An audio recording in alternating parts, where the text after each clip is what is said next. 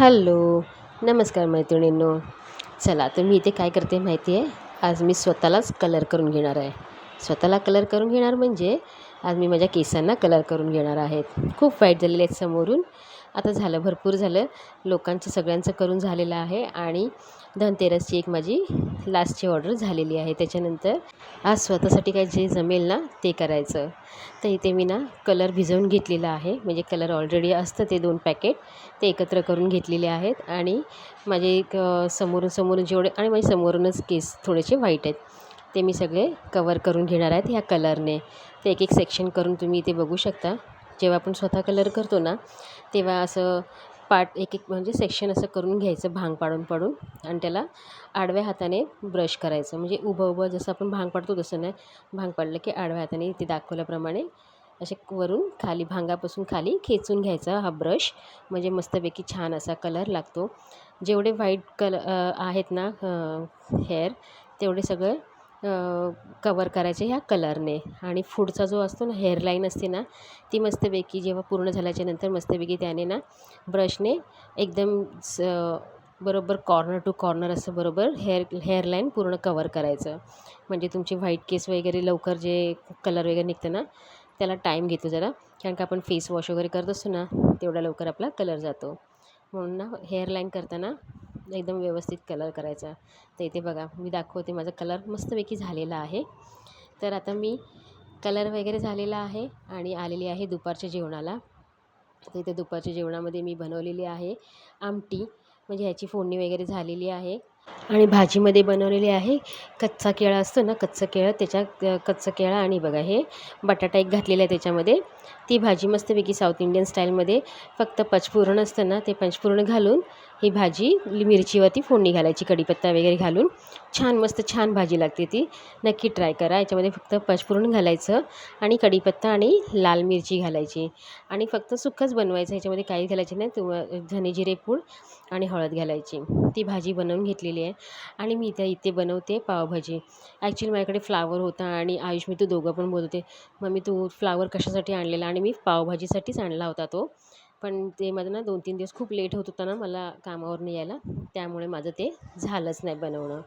तर आता मी त्यांच्यासाठीच पावभाजी बनवते आणि आमच्यासाठी म्हणजे आमटी आणि भाजी वगैरे आहे मनोहरसाठी आणि माझ्यासाठी. ती लोकं पण ते जेवतील, पण आता त्यांना पावभाजी पाहिजे होती ना, मग सगळं पावभाजीवरतीच ती लोकं जोर देणार. तर इथे मस्तपैकी ना मी भाजी आणि माझ्याकडे जास्त भाज्या नाही, फक्त बटाटा आणि फ्लावर मी शिजवून घेतलेलं आहे, बाकी त्याच्यामध्ये काहीच घातलेलं नाही आहे. आता पावभाजी खायची आहे ना, मग मी मटार वगैरे, मटार एवढे महाग झालेत ना, 100 रुपये पाव मटार आहेत. त्यामुळे मी ह्याच्यामध्ये बघा फक्त बटाटा आणि फ्लावरच शिजवलेलं आहे. फोडणीला फक्त जिरा घातलेला आहे, कांदा टोमॅटो घातलेला आहे, तेलात चांगलं परतल्याच्यानंतर ह्याच्यामध्ये तिखट घातलेलं आहे, हळद आणि पावभाजी मसाला घातलेला आहे, बस एवढंच घातलेलं आहे. बाकी मी काय, आणि माझ्याकडे नेमकं बटर पण नव्हता, तर मी याच्यामध्ये बटर मी आयुषला आता मी फोडणी देता येतं आयुषला सांगितलं की बटर घेऊन ये आणि पाव घेऊन ये. तर इथे मस्तपैकी फोडणी घातलेली आहे. आणि जेवढं मला पातळ पाहिजे ना पावाबरोबर खायचं ना, पावाबरोबर पावभाजी कसं लगेच सोक करून घेते ना, त्यामुळे ना मी याच्यामध्ये थोडंसं पाणी जास्त घालते. आणि ती थंड झाली ना, म्हणजे गॅस वगैरे बंद केलं, एक 5 मिनटं तरी ठेवलं ना की लगेच ती आकसते. म्हणून मी काय केलं, इथे फोडणी वगैरे घातली आणि थोडंसं पाणी जास्तीचं घातलेलं आहे, म्हणजे अर्धा पेला इतकं पाणी जास्तीचं घातलेलं आहे. आणि मीठ वगैरे घालून इथे माझी मस्तपैकी एकदम साधी सिंपल, ह्याच्यामध्ये मी काहीच घातलेलं नाही जास्त भाज्या. तर इथे माझी भाजी ही छान अशी तयार झालेली आहे. ह्याच्यामध्ये ना थोडेसे फ्लावर मला असे दिसत होते ना की जरा मोठे मोठे, म्हणून मी ह्या स्मॅशरने त्याला मस्तपैकी स्मॅश करून घेतलेलं आहे. आणि 1-2 कड आल्याच्या नंतर मस्तपैकी ह्याच्यावरती कोथिंबीर घातलेली आहे. आणि जेवताना कांदा आणि लिंबू तर असणारच. मी याच्यामध्ये ना लिंबू पण पिळलेला होता, पण माझ्याकडनं ती व्हिडिओ स्किप झालेली आहे. तर याच्यामध्ये मस्त की मग खाताना तर कांदा आणि लिंबू तर असतोच. तर मी आता माझं जेवण वगैरे सगळं तयार झालेलं आहे. आणि हे थोड्याशा वस्तू आणलेल्या मी मिशोवरनं मागवलेल्या आहे, ते तुमच्याबरोबर शेअर करते.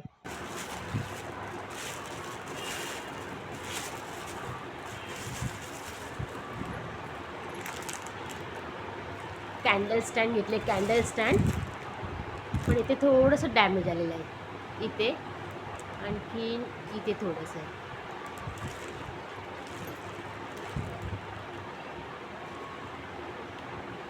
आणि हे मागवलं मी मिशोवरून मागवलेलं आहे. पण ते काय काय प्रोडक्ट येतं चांगलं, काय काय नाही बरोबर येत. तर हे माझं थोडंसं स्टँड इथे थोडंसं खराब झालेलं आहे आणि इथे पण ठीक आहे, तेवढ्यापुरती होईल, काय मला कंटिन्यू ठेवायचं नाही आहे. कसं वाटलं? छान आहे ना? फक्त इथेच डॅमेज आहे थोडंसं. कितीला पडले हे आपल्याला?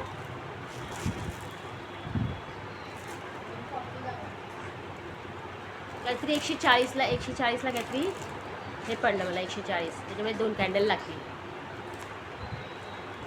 जेव्हा लावेल ना कॅन्डल तेव्हा दाखवेल.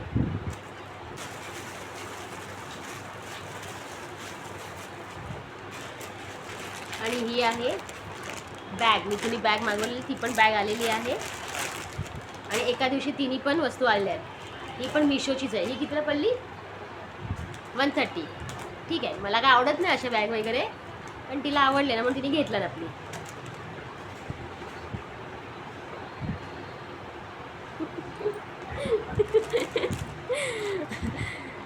130ला काय मिळतं? तुम्ही आपली मागवली. एकच चेन, सिंगल चेन आहे, एकच. छान आहे, ही पण छान आहे. म्हणजे जसे पैसे तसे आपल्याला वस्तू मिळतात. दिसताना वेगळ्या दिसतात आणि जेव्हा घरी येतात तेव्हा अशा दिसतात त्या. ठीक आहे, पण रस्ते का माल सस्ते में, असं समजायचं.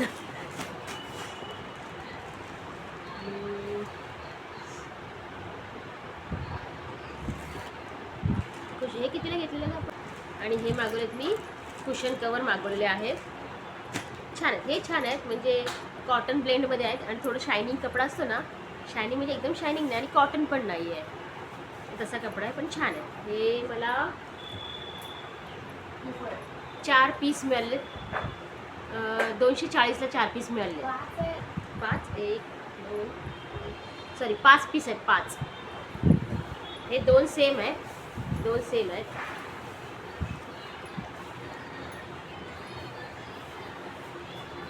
आणि हे 3 सेम आहेत. हे 3 सेम आहेत. 1 2 3. हे 3 सेम आहेत आणि हे 2 सेम. हे 240ला मला पडलेले आहेत. पण छान आहे तसे, फक्त पण लवकर खराब होऊ शकतात. लाईट कलर आहे ना, लवकर खराब होऊ शकतात. घेताना विचार नाही केला, पण आहेत चांगले. दिवाळीसारखे नाही आहेत, किती छान आहेत आणि मोठे आहेत. तर एवढी मी अजून एक सामान यायचं आहे का? नाही तर मी हे मिशोवरनं ना हे 3 वस्तू मागवलेल्या आहेत. मी पहिल्यांदा मागवलं, मी तुझा गेल्या वर्षी ड्रेस मागवलेला, तो छान निघालेला आहे. एक ड्रेस मागवलेला तो मिशोवरनं मागवलेला मी. तू इन्स्टावरून ना?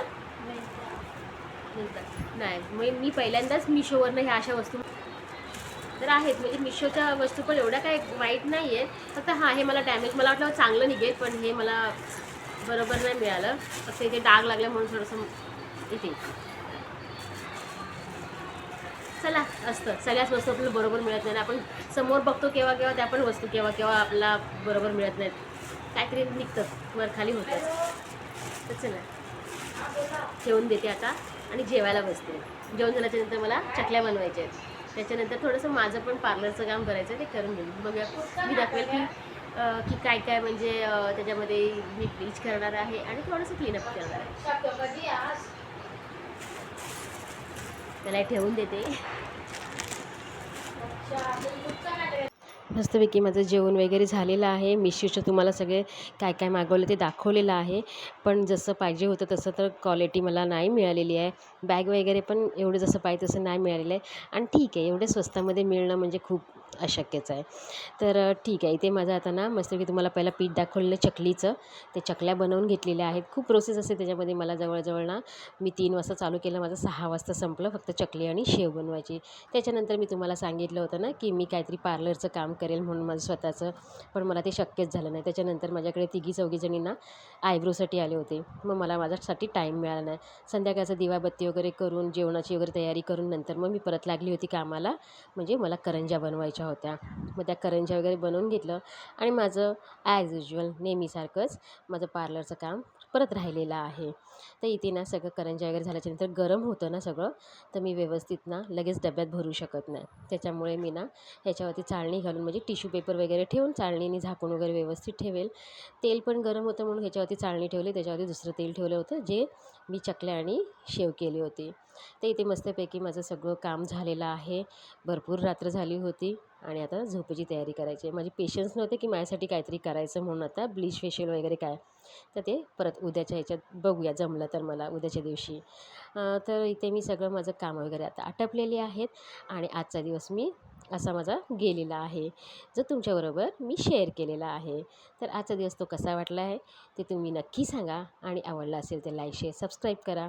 चला, तर सगळं आता माझी कामं वगैरे मी पुढची छोटी मोठी म्हणजे झालं एवढंच राहिलेलं आहे, ते सगळं आटपून घेते आणि माझा ब्लॉग मी इथेच थांबवते.